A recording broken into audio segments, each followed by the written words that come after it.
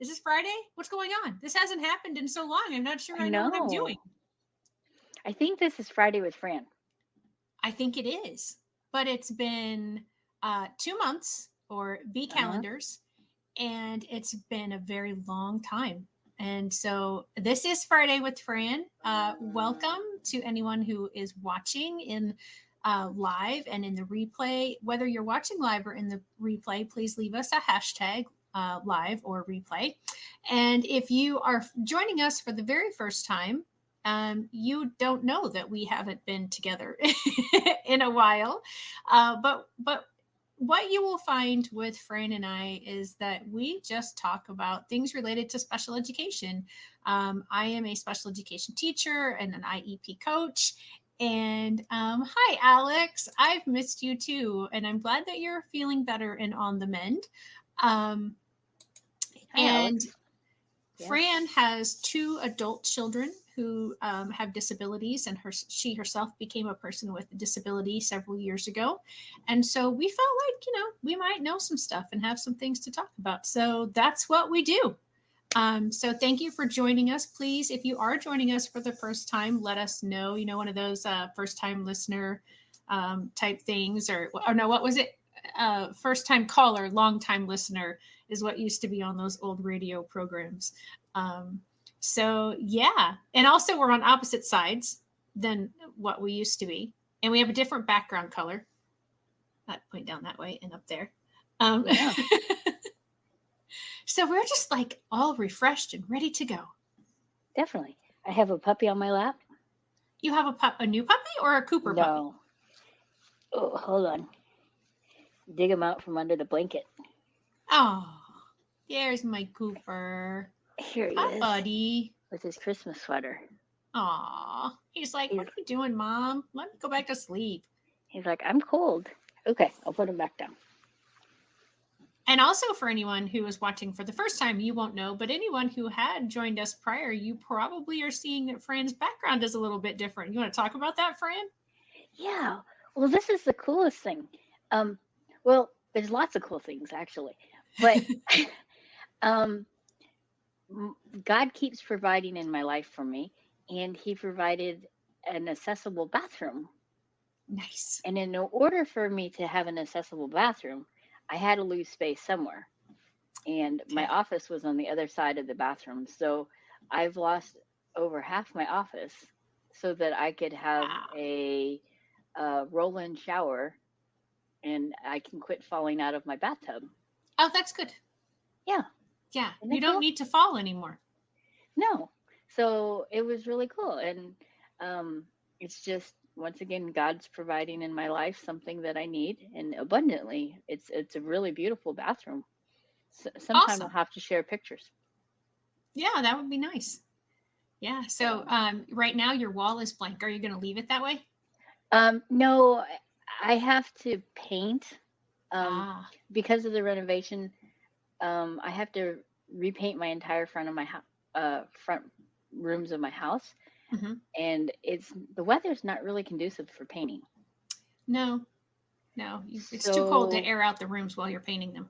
right. So I'm gonna wait, and rather than put stuff up to have to take it back down, I'm just gonna keep it plain ish. I have a whole wall of pictures leaning against the wall behind me. Oh, So, yeah. You of had my quite a diplomas few, and stuff. yeah, framed And items up the funny before. thing, I had not hung pictures on my walls. I've lived in this house for a really, really long time and just never hung pictures. And so I finally had gotten around to hanging them, and then I had to take them off. So I laugh about that.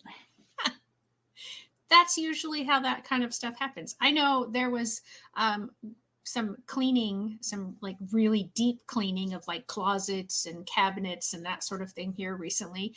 And, got rid of those things that, oh, I haven't looked at this in months or years or whatever. And then sure enough, I can't find now something that I wanted. And I was like, did I really give that away or throw that away? Ah, of course I did, because now I want it and I don't have it. Uh-huh. You know, Yep.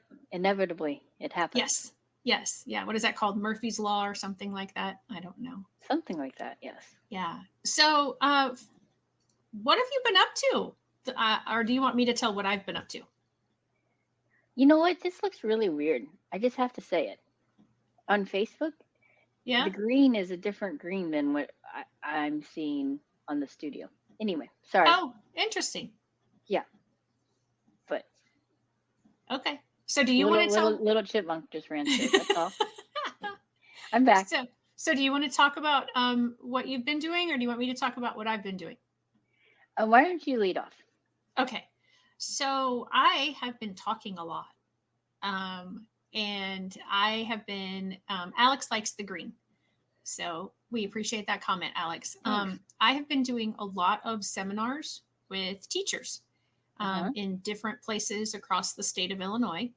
And Cool. that's where most of the time that I have been unavailable has where I've been. Uh-huh. I did have a couple of times when I was traveling. One of those was Thanksgiving weekend, and the other one was Veterans Day weekend. Kevin and I took a little trip down to Herman, Missouri, and that was really nice and relaxing. Good. And yeah, I think that's pretty much what has kept me away. It's been really good. I've really enjoyed having all the opportunities to talk to the teachers in the different places and get to know some more people and make some more connections. And um, last week, I was at a conference in Northern Illinois, and very different group of people than other Uh-huh. groups that I have presented to. This one was more general education teachers and administrators, where typically the majority of the people that attend or at the attend the conferences that I'm at, they're special education conferences more so. So um, that was interesting to have so many general education people, and it was Mm-hmm. good because Good. you know we all need to know the same stuff and be on the same page and collaborate. So, yeah. So that's been really good. So, anybody's watching, if you want a professional development provider or a speaker about special education stuff, give me a call. Yeah. I like to travel, and I can also do virtual because, we're in the wonderful world of virtual. Yeah, that sounds really neat. So you have been a very busy person. I have been, yes. Yes, and I'm ready for it to slow down. Are you? And So do you have a little slowdown now? I do, because of the Christmas break coming up. I still have a couple of meetings next week. I know many schools are already closing. Well, today would be their last day before Christmas break, but there's still several schools around the country that are still going into part of next week. So I've got a couple meetings then, and then after that, um, I will not shut down the office, quote unquote, but I won't be working in it 8 hours a day for a few days Okay. either. So yeah, but I think I'll still be able to do. I don't think this will have to be our last one for the year. I think we'll still have opportunities, or at least I will. I don't know about you. I don't know. I I have to look at my calendar. Just it kind of evolves and just happens, Mhm. and sometimes I feel like I'm just along for the ride, Yeah, and occasionally should check to see where I'm supposed to be on this ride. yeah. So I have that same problem. I was actually thinking a little while ago, maybe I have too many irons in the fire. Maybe I need to reduce some of the things that I'm doing.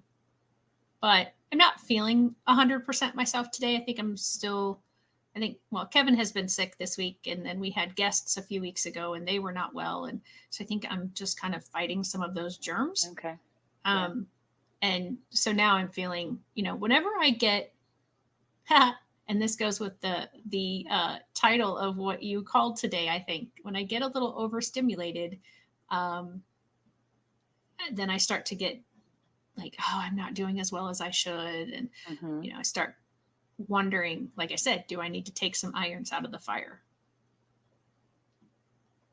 yeah. And so, how do you balance that? It's a mental game for me, honestly. I have to tell myself, like on a day like today, I'm getting lots of things accomplished, but I did get up later, and I did let myself sleep in a little bit, so that kind of threw me off. But at the same time, I'm like, there'll be tomorrow, there's tonight, there's next week. I kind of give myself a list of things I want to accomplish each day, and whether I write that down or it's just in my head, um, I'll, on days like today, I just give myself the grace of it's okay. Like one of the things I wanted to do today was to start getting, well, not start, but continue preparing for one of the meetings that I have next week, because we have Christmas celebrations tomorrow and the next day. And so I won't have like my weekends to do some of the stuff that I might have otherwise. And so, I'm just like, it's okay. You've got tonight, you've got part of the day tomorrow, you've got, some time on Monday. And so just telling myself this is just one day. Just tell, just that mental game of it's okay to take a break. It's okay to slow down. It's okay to do what I need to do for myself. Good. It's good to hear you say that. Yeah. What do you do when you, what did you call it? Keys for overstimulation? Did you, what?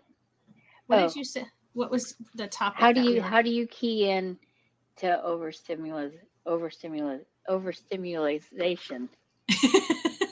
That's a hard word to say. It is. Overstimulation, right?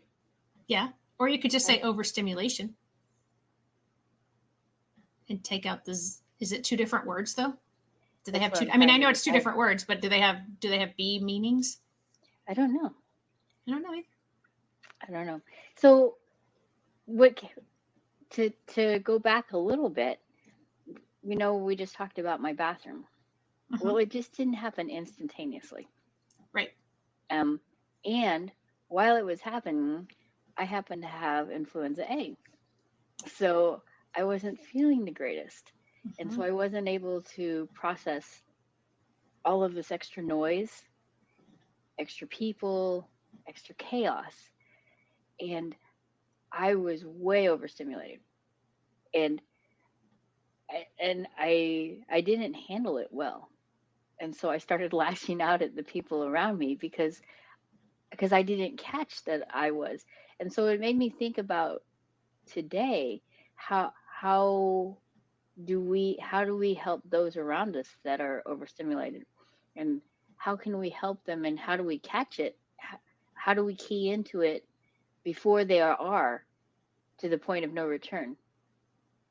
So that was kind of my thought process and what I texted you. Yeah. And so that's actually one of the reasons that we were not on as well, because your bathroom remodel was going on during one of the Fridays that we would have been on. Yes. If I remember correctly. And I have had some health issues going on and continue to have those going on. So we'll probably have more where I won't, but that's another time and another place. Yeah. Well, and there's a January, I think it's the last Friday in January where I will be traveling again. And I already know that. So we definitely will miss that Friday. Wait, no, I take that back. I don't think my flight leaves until late at night. So I think. So you're flying. I'm flying, and Kevin is going with me. How fun. Yes. That's I awesome hope so. You can travel together. It is. It is. I just hope he doesn't get bored, because I have a conference. It's a Master IEP Coach conference. And I was hoping that's what you would say. It's not the really big one. She's not doing the really big ones anymore. There'll only be, I think, 10 or 12 of us at this one. But is that a lot? Oh yeah, sorry, it's this many. So it's, okay. I mean, it's a lot, but it's not in comparison to when I used to do the big ones in July. But yeah, so I'll be all day Saturday, like for this many hours in a conference. So I'm not real sure what he's going to do during that time. It's in Arizona, so I guess he'll just go explore the desert and hopefully not get overheated. It sounds fun. Maybe he'll just take his swimming trunks and lay out by the pool that day. Somehow it doesn't seem like something he would do. But... Yeah, no, that's why I giggled when I said it, because it's totally not him. But yeah, so yeah, so keying into being overstimulated or overstimulation.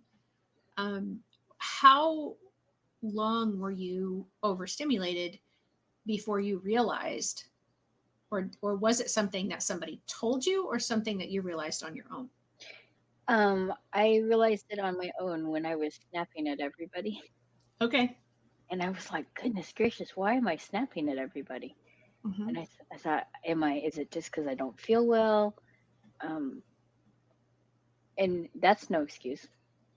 Is it because uh, there are saws and everything else going nonstop?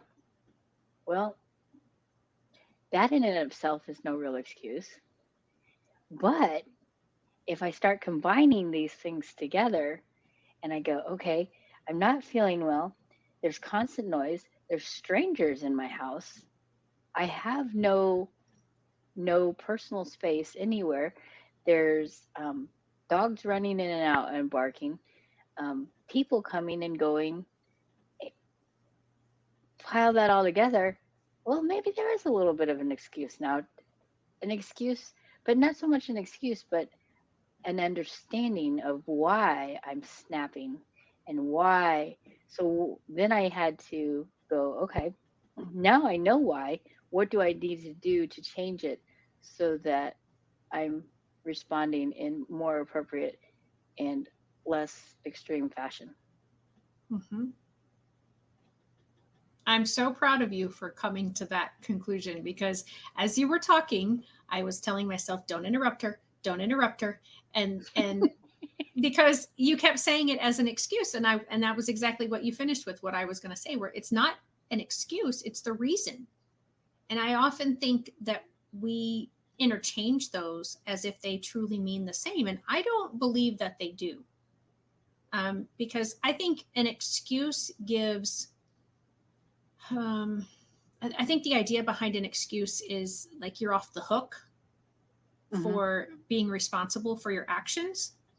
And I don't think that the reason it lets you off the hook. So I think that reasons are, you need to understand the reasons, because when you understand, and this is totally all my opinion, but when you understand the reason, like you just said, then you can address it and you can do something about it. And I'm presuming, because I know you fairly well, I think, that you probably apologized to the people that you snapped at previously, because you realized this isn't their fault. I'm being overstimulated. I need to address this. I need to do something about it. Um, Yes, I in fact did. I apologized. And then I took it the next step and I said, I need a little bit of space. Very cool. And I took that space and that time just for me. Good for you. And I'm not saying I took as much as I really, really needed, but I Sure. cleaved out a bit of space in order to reboot myself and to go from highly overstimulated to overstimulated. But I was to the point where I call it happy hands. Um, but my hands were all over the place. And it was, I would, I mean, that's how extreme I was before I really realized it. Does that Yeah. make sense? Yeah, absolutely. And yeah, you went from overstimulated to an unmanageable to overstimulated but manageable. Yeah. And again, so impressed and proud that you took the second step and said, okay, I know what's going on. I know why this is going on. I have this need. I need to speak up, because if I don't speak up, nobody's going to know. And I'm just going to stay in this overstimulated, unmanageable spot. And Right. I think those are very important points, is that when we recognize it in ourselves, or if someone else tells us, hey, you're not acting like your normal self. We had those Snickers commercials for years, and I don't watch much regular television anymore, so I don't know if they're still out there, but that they would have somebody who was a actor and like, oh, you're like totally crazy and you're being all weird, and then they would give them a Snickers bar, and then they would become whoever they truly were supposed to be. Right. And it was because they had been hangry, so they were acting differently. But I think it's the same idea. Again, we had a reason, not an excuse. Mm-hmm. They needed food. You needed space. You needed, maybe a little bit quieter or maybe fewer distractions. But absolutely, those are such great points. And so that led me to, as I was thinking about today, and if we were going to have opportunities to share with each other, was how can we help those around us that may be overstimulated? How can we, if they don't realize it, or even if they do, what are some steps that we can do in everyday life to help them go from way up high to down low? And Alex says for her, she needs to see the reason and try to change what little I can for myself. And often for me, it is a change of environment. Yeah, sometimes, and that's an excellent tool as well, Alex. It truly is. You have to separate yourself from, if you can. I mean, a lot of times you can't totally leave the environment where you're in, but maybe, if there's a situation happening here, maybe you can at least step over here and just try to get a different perspective. And I think for that too, that kind of answers your question. One of, I believe, probably more than what we can come up with today of choices, because I think it probably depends, per person, but just say, hey, let's, like, I can tell that this is really bothering you right now. So let's go over here where it's a little quieter. Or why don't you take a walk and I'll address this, and help them have that opportunity to step out. Yeah. Sometimes people don't want to take that opportunity though. Especially I'm thinking of like if they're having like a power struggle, I guess, with someone, Mm-hmm. because they want to stay and get, they want the win. And you know what I've discovered recently, this like light bulb moment? What? How many people does it take to have a power struggle? Yeah. So if you have a power struggle with this many, but one of them walks away, is this person still power struggling? That's good. I mean, that was something that I realized at one of my teaching conferences. I was like, oh, we say that kids in school, that one of the reasons for their behavior when we do something called the functional behavioral assessment, there's like this many criteria, and it's power struggle, attention, elopement, or access to tangibles. And I was like, if we say that the student's behavior is because of the power struggle, then, well, who are they power struggling with? It's the adult. So Mm-hmm. maybe the adult needs to walk away or stop the power struggle and just say, come up with something else so that there's not a power struggle. So yeah, I've been trying to come up with. Alex, you think they only need one person to have a power struggle? I mean, I guess you could have a power struggle within yourself. You might need to explain that a little more. But so I've been trying to come up with like specific strategies of how to get out of the power struggle and how to walk away from the power struggle. She says you have a power struggle with yourself. So when you have a power struggle with yourself, what kind of behaviors do you have? You don't like us on that side anymore? I don't know. I thought I would try something. Don't make me motion sick. I don't know. I don't like that. Go back. Make it go Is back. that it doesn't matter. It's fine. So yourself and your expectation for what you want to do versus what you can do. So, I, yeah. I need more, Alex. You got to help me. We can bring you on. Do you want us to bring you on?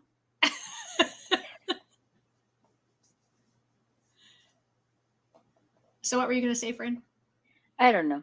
I do know that in today's or recently I have a hard time focusing. So Yeah. you might have to bring me back. Okay. Okay. Or what others expect. Okay. Yeah. So a power struggle, like I said, some people won't want to step out of the situation I know. because they're in that power struggle. What? I just had a power struggle. And so I'm thinking of how we resolved it. How did you resolve it? It was not a pleasant one. And so I ended up with the other individual came near me and I was getting my hair wet because it was poking out all over the place. Mm-hmm. And they just kept asking me questions. So I just took a bunch of water and flicked it at them. And Oh, but it broke the tension and the right. power struggle, and it, it was it was okay then. But it was just rebooting almost, I think, is kind of what happened in that water flick. Yeah. Does that make sense? Yeah. And humor is one of the ways to get out of a power struggle. Absolutely. I'm trying to look in my slides. I want to show. Okay. So I'm going to try to share my screen and see. I'm going to share one of my slides from my presentation. It's not one that the humor is not one that I wrote down, but that is absolutely a good one. So can you see this understanding the crisis graphic? Mm-hmm. Okay. So the point that I wanted to bring this on for is because as we get up this, I don't know, mountain, whatever you want to call it, the higher up our emotions go, basically, Mm-hmm. the lower our ability to think clearly and rationally is. So, as you could tell, at the highest point of the emotional or the behavioral crisis, where the student, at least, is almost at their lowest cognition point. If the staff continues to move away from self-control, their cognition goes down as well. So it says staff because this was done with students and teachers, but if both of you are escalating up in emotions, both of your ability to think rationally is going down. Right. So that is something that I don't think the average person would know, because I didn't know this until I started studying behavior and started attending sessions. And this was presented by Dr. Richard Van Acker, and he is a University of Illinois professor of behavior. And then I also have some of these strategies over here. And again, I was working with teachers, but these are kind of the end of my slides. But I can show you the rest of them really quick. So there's some more. Yeah, and I know we talked about, so this is the one thing that I really like to share with them is when we're considering behavior, what we sometimes see as a failure to behave properly is actually a failure to communicate properly. And anytime they think of, or any of us think of calling someone attention seeking, it says kid, but it could truly be someone. Think about it as connection seeking. So Connection those are seeking. Okay. Yeah. Sorry. Yep. Back tail.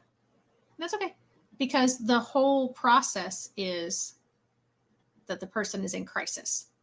Mm-hmm. And then, yeah, I was going to say Alex wrote a couple things. Yeah.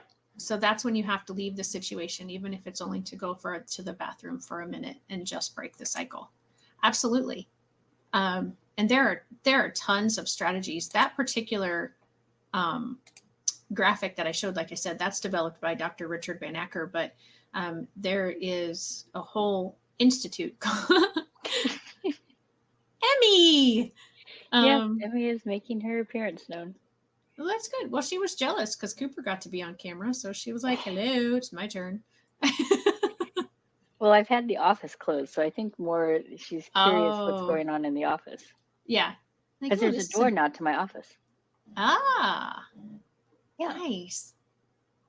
Isn't it? I mean, it's taxing when it's happening, but it's nice when it's done to have like this new space. When it will be finished, it will be nice. Right now, Yeah. it didn't get finished, so they're having to come back and finish it. Oh, like, will they have to spend a long time, do you think, or just a little bit of time? Hopefully just today. Okay. Still, that's a whole day, but I mean, it could be worse, I guess. Yeah. So Yeah. thank you for sharing your slides. Oh, yeah. You're welcome. I know once we talked about maybe I would do that sometime, is, just kind of Mm-hmm. have a whole session about the IEP. But I'm actually doing a session. I'll start the promotion here today. Actually, I have 2 sessions in January, B sessions, when I'm working with 2 different organizations. One is through the Lincoln Prairie Behavioral Health Program, and I will be doing a level up your IEP and special education knowledge with them. And Mm-hmm. then and I'm not sure if that's totally open to the public or if I think it is. Um, but I get to start advertising that one today or tomorrow. I can start advertising it now. It's just a matter of when I get it done. And then the other one is I am working with a lawyer, and we are going to have within my Facebook group like an hour and a half. So one time around the clock, and then from a 12 to the 6 again Mm-hmm. time. And it's going to be where I'm going to talk about special education and, like, how to write the IEP from the parent's perspective, what you should look for. And then she's going to talk about like guardianship and special needs trusts and all that sort of stuff. And so if people are part of my Facebook group, they have access to that, and it'll be free. Cool. Yeah. So those are new things coming up for me. But yeah, getting back to um, the power struggle and getting back to how do you deal with being overstimulated or overstimulized. That is a weird word. Okay. See, I was struggling with it, but Yeah. Um, that's why I didn't make a banner for it because I couldn't decide how to write it. So I thought, okay, what's in your toolbox covers it all. yeah, yeah. There you go. So we talked about humor as being one way to kind of get out of a power struggle. Mm-hmm. Um, Sometimes walking away, if that's Redirection. possible, redirection. Um, Sometimes even if you're struggling within your own mind about, I know this needs to be done, but I really want to do this. You can set up what I had shown on my slide was like a this then. So, Mm-hmm. do this, then you get that. So you can do that with yourself. You can do that with other people. Um, uh, find ways to give power if it's a consistent power struggle with a particular person. Um, find ways to give that person some control, because that's a lot of what power is trying to have control. So figuring out ways to give control in other areas that are not as um, Critical. critical. Yeah, that's a good word. Yeah, that was part of what occurred this afternoon. It was like, okay, now that we're in this, now that we're out of it, how do I still need something to happen, Mm-hmm. But how do I go about even attempting to get this to happen? Okay, well, where can I give a little bit instead of just expect and take, take, take? So I found some areas where I could give some and kind of threw those out. And I'm hoping that maybe something's happening while we're having Friday with Fran, and I'm gonna come back in and be pleasantly surprised. Hopefully. Yeah. So what other things can we do? Like we said, so if there's a power struggle and if you're in that situation where you're being overstimulated, and we were talking about how to help other people. So if you see someone going through a situation where they're overstimulated, um, besides saying, hey, why don't we go over here? What's something else that you think you could do, or maybe that you've already done for other people? Sometimes just a touch, Mm-hmm. just to touch on the shoulder to break them out of that cycle, Right. or a tap on the desk or a tap near them just to break it. Yeah. Yeah. That's good.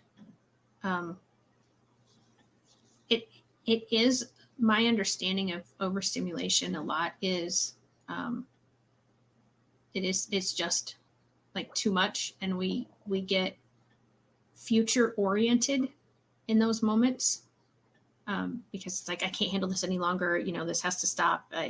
And and so if we can remind the person, you're not alone. You're in this space. It's just we just bringing that person back to that moment, and that touch definitely can do that. You don't necessarily want to like scream at the person, because Oh that's man. I mean, sometimes you may have to in a true emergency situation. If someone is overstimulated, you seriously may have to scream at the person, um, but that should not be your go-to. Right. There's other things that you can try before getting to that point. I think, um, for me, like I said, I think, you know, stepping away from it is helpful. Um, acknowledging, I think acknowledging it is really huge. If you can acknowledge, if you are self-aware enough to recognize something is off. So yeah, do I need to step away? Do I need to get some fresh air? Um, Change of scenery, like you said, maybe Break just the go into the cycle, yeah. bathroom. Yeah. Um, Sometimes sleep if you can. Sleep? What's that? I know. That's what I said, if you can. um, Writing stuff down that you're processing or that you're dealing with. You Um, see, that just sends fright through me.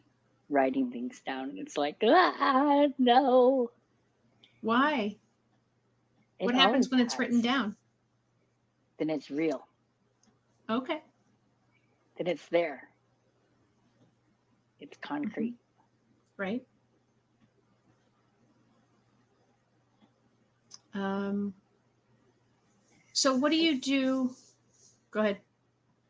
Mm, go ahead. Well, I think in my head, and it kind of sounds like in your head, that we're talking about obvious overt behaviors to being overstimulated. What do you do for the person who withdraws when they're overstimulated, and you don't necessarily, from an outsider's view, know that that's what's happening? Hmm. I think you can do a lot of the same things, but you have to be aware. Mm-hmm. And okay, so for instance, I was at a meeting and I had an individual that was obviously overstimulated. But in the same instance, a couple seats over, there was another individual that was overstimulated, but it wasn't obvious. So how did you know the person was overstimulated then? Because they had really subtle clues that they weren't handling what was going on really well. Okay. Whereas the other one that was very obvious, you knew and could address. And so they were each addressed uniquely individualized towards them rather than, well, I know you're overstimulated, so this is what we're going to do, da, da, da. Right. And, none of that was even said, but each of their needs were met so that they could continue on with the activity and participate to the best of their ability. That's wonderful. So I think is that what you're talking about for the ones that maybe not as obvious that they are overstimulated. Yeah. And I think that comes into knowing those around you. Mm-hmm. Yeah. And for anyone who's watching this that doesn't know, Fran and I are not psychologists. We are not board certified behavior analysts. These are all totally just the things that we think can work and why we think they can work because of our own personal experiences. And we've had them work for us in the past, or we just think this sounds logical. So, or we've just had literally experienced it. And so we're taking our life experiences and sharing them. Right. Which I think is how we all grow, because not everyone's life experience is the same. So, it's how we raise our children. We know that we've made mistakes and we try really hard to help our children not make the same mistakes that we've made. And then they end up making other mistakes. And then they try to teach their kids not to make those mistakes. So it's just a cycle. But yeah, I think what you said at the pretty close to the beginning of that was you knew the person and you knew the subtle cues.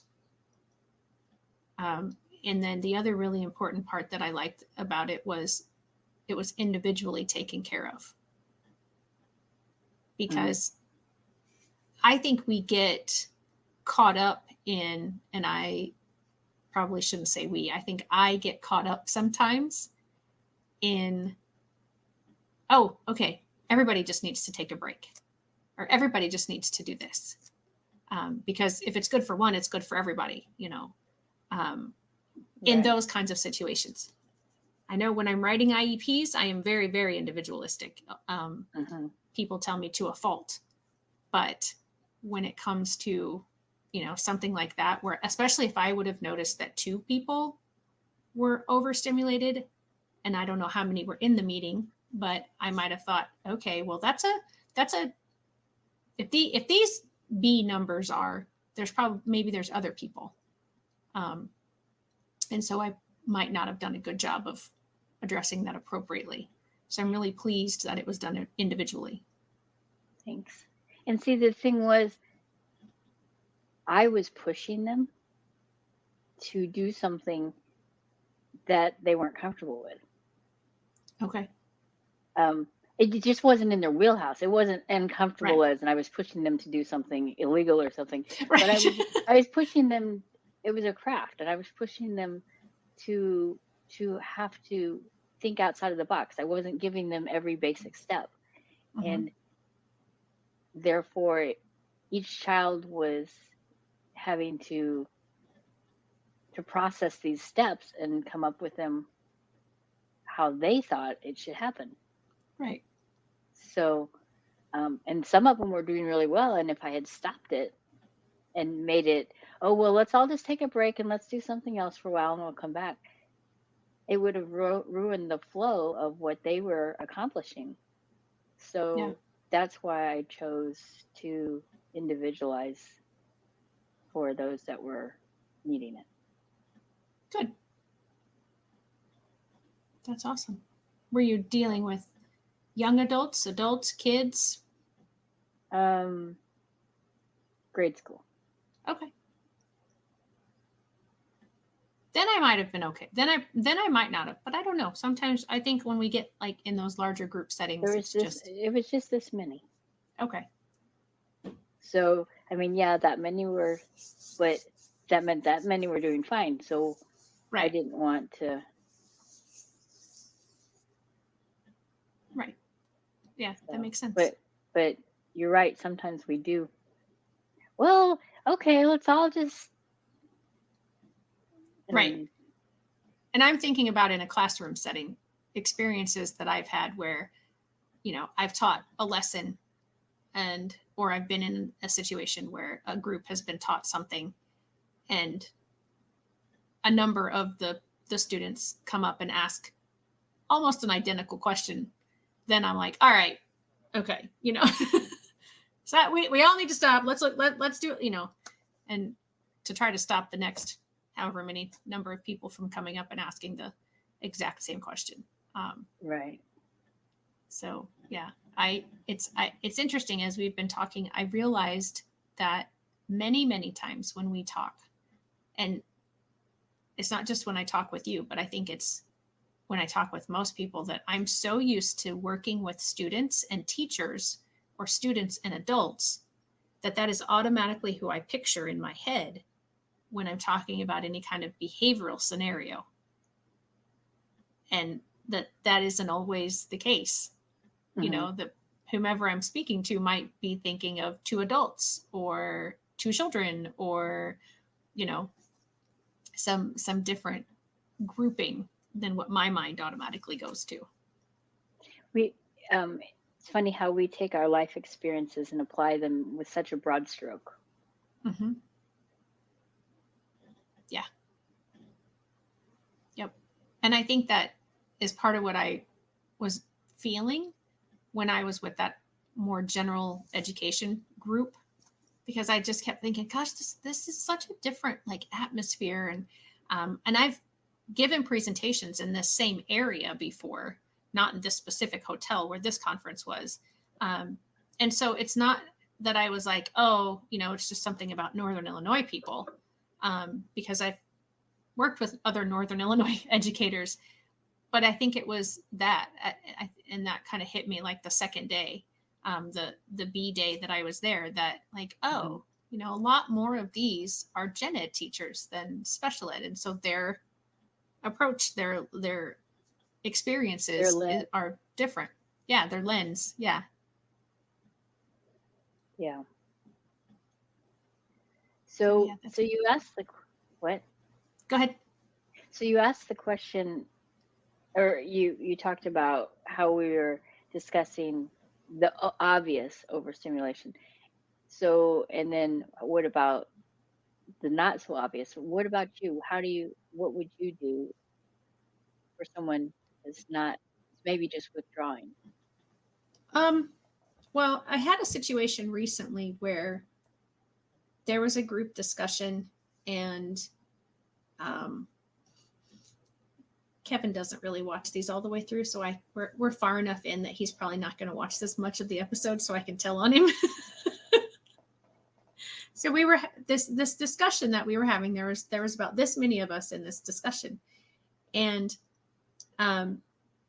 one person in the group had very firsthand knowledge about what we were talking about, but it was a personal issue, and we were generalizing. This is what you should do, or this is how you should react, or whatever. And he called on that person and said, well, you deal with this. How do you deal with it? And and she was a younger lady, and she just, she was kind of did like this, like, like she was trying to hide, like the turtle going back into the shell kind of thing. Mm-hmm. And so she answered, and then the group of us needed to move on to the next thing, and so we did that, and then we came back and we had that free time again to have discussion, and so it came back up again. And I had in the meantime asked her, like, are you okay talking about this?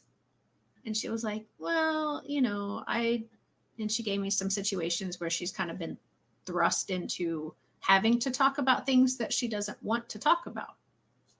And so I got the impression that she really wasn't comfortable with it. So as we were kind of picking up the previous conversation again, Kevin did it again.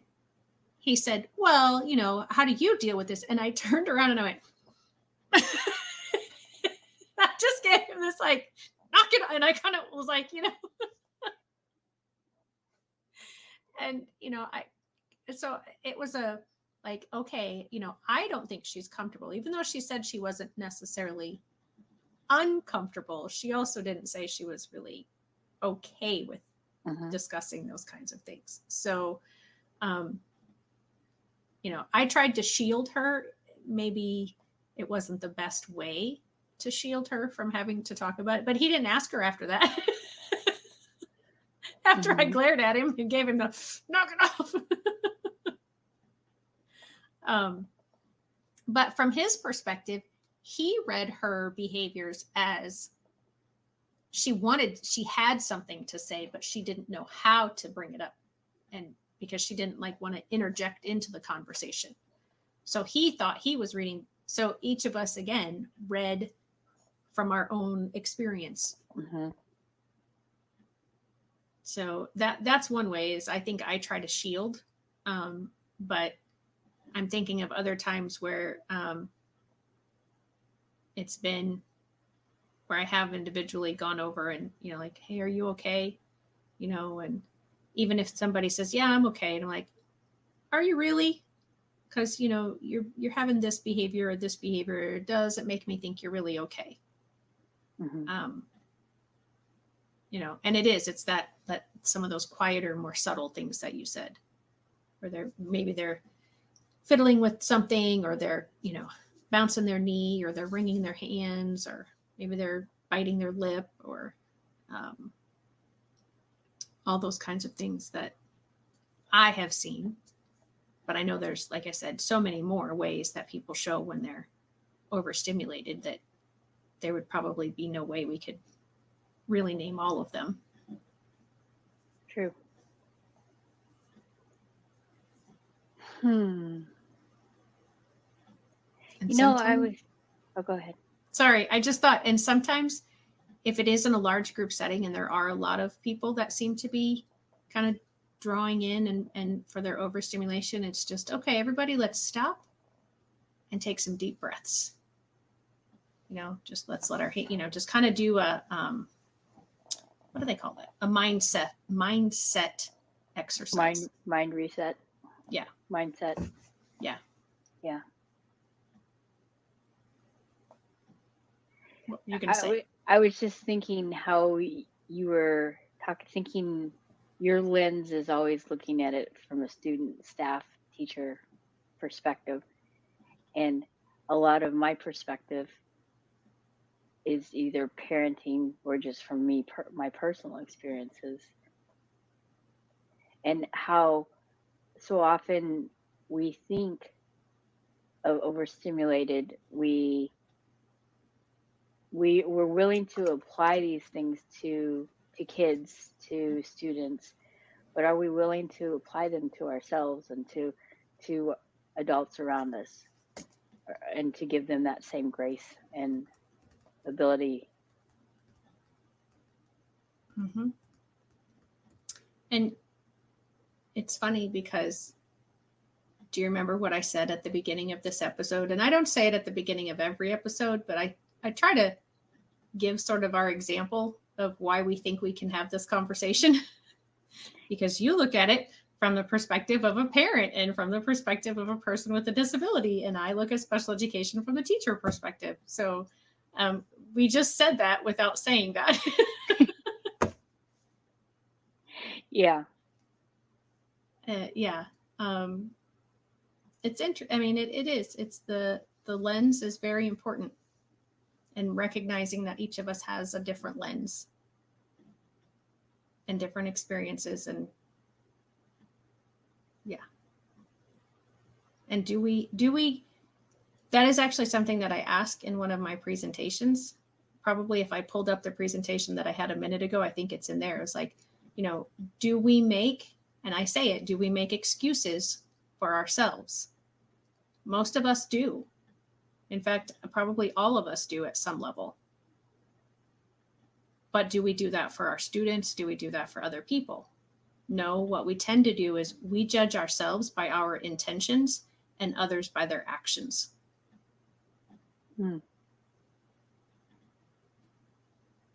I think I'm harder on myself than I am on others. I think I am in a lot of ways.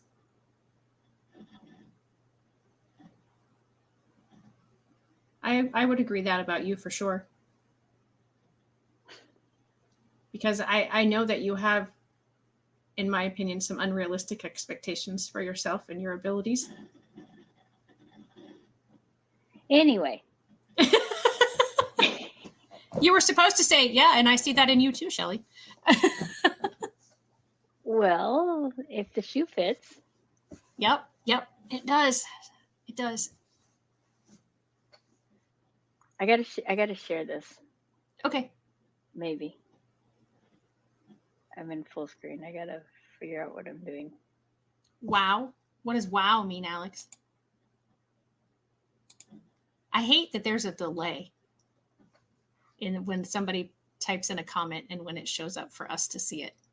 Mm-hmm. Oh, there it is now.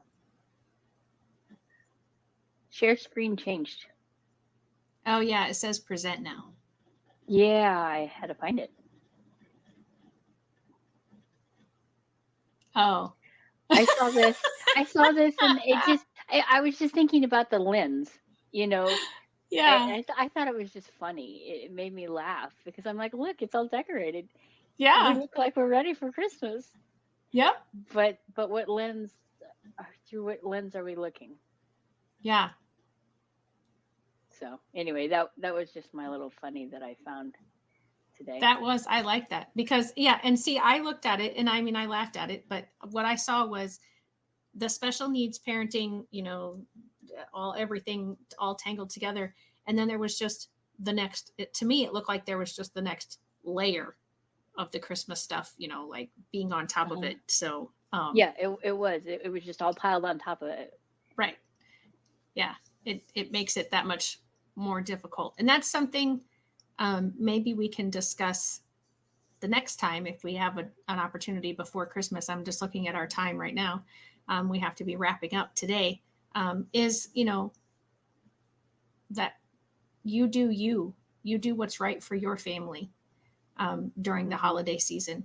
If that's going to all the festivities, or if that's going to half of the festivities, or if that's going to zero of the festivities, or if it's going and then leaving much earlier than you expected. And then kind of how we probably I should have thought of that earlier, because if we wait till next week, there's only this many days before Christmas, and probably lots of people are already rolling out into activities and have been for a while. But we've talked about it in the past, I think. So yeah, we have.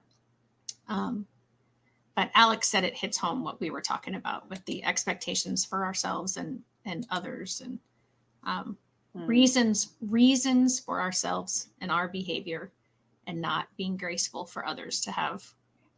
So we need to have grace for ourselves as well as for others. And Alex, you haven't said it yet. We have very limited amount of time. But what is that B word that we all need to have in all aspects of our life? In case she doesn't get it in here before it's time to head out, it is we're within teeny tiny bits of time here. Okay. But balance is that there it is. Balance. Yeah, we have to have balance pretty much in everything that we do, honestly. So it's been great to be back with you, Fran and Alex. Yes, thank you so much for joining us and for interacting with us.